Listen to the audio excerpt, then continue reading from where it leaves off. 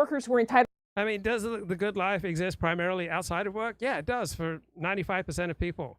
Right? For very few people is the good life primarily found at work. It's just an absurd left-wing idea.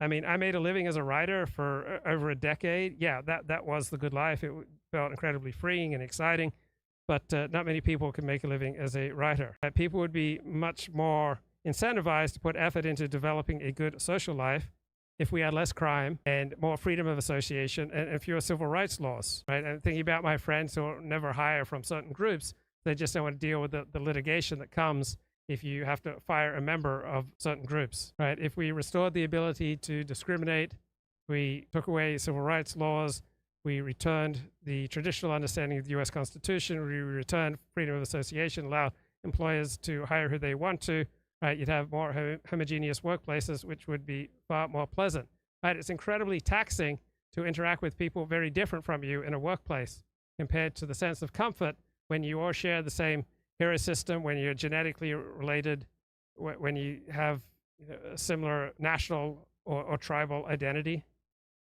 I mean, people make their lives much smaller and less social in multicultural settings. And this is a good way to use spare time, right? Think about the great moral, philosophical, and political issues, right? We're not just fritting away our time talking about how Netflix produces so much crap, right? Hundreds of years from now, people are going to look back on these live streams as representing a profound step forward in moral thinking.